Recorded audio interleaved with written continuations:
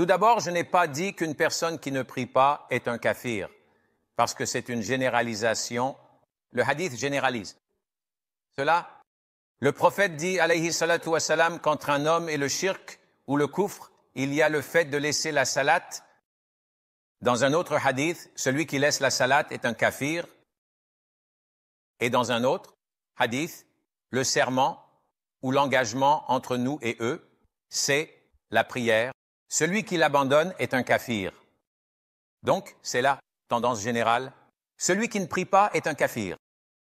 Maintenant, je ne peux pas prendre ce hadith ou ces hadiths et les appliquer à un individu particulier tant que les conditions ne sont pas remplies pour cette personne. De même, on ne peut pas dire que tout le monde qui traite avec le riba est maudit par Allah. C'est un fait bien connu dans le Coran et la Sunna. Je ne peux pas appliquer cela à Abdullah, qui travaille dans une banque basée sur l'intérêt. Et je dis M, Abdullah est maudit par Allah. Il est en enfer.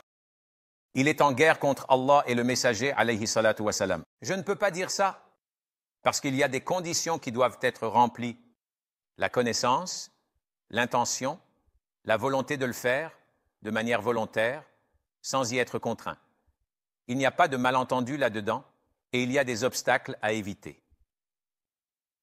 Et si ceci, là où cela doit être accompli, alhamdulillah, alors cela peut être établi. Donc une personne qui ne prie pas dans mon bureau, je ne l'ai jamais vu prier. Je ne peux pas dire qu'il est un kafir parce qu'il pourrait prier. Quand je suis à la mosquée, il pourrait prier chez lui en secret. Donc, je ne peux pas le qualifier de kafir. Tant que les conditions ne sont pas remplies, oui, s'il lève le drapeau et dit « Je m'en fiche, je ne prie pas parce que je ne crois pas à la prière ». Et nous lui montrons cela, que ce sont les piliers de l'islam, a-t-il dit. Néanmoins, je ne veux pas prier, je ne crois pas à la prière. Non, c'est un kafir. Il n'y a pas d'ambiguïté là-dedans. Une personne qui prie de temps en temps, elle, a le signe de l'hypocrisie. Et c'est l'hypocrisie pratique, pas l'hypocrisie liée à la conviction et à la croyance. La hypocrisie, la grande hypocrisie qui est mettre la personne étiquetée comme ça au niveau le plus bas de l'enfer est liée à la conviction. Faire semblant d'être musulman avec l'intention de diffuser, de détruire et lutter totalement contre l'islam. C'est un hypocrite à part entière.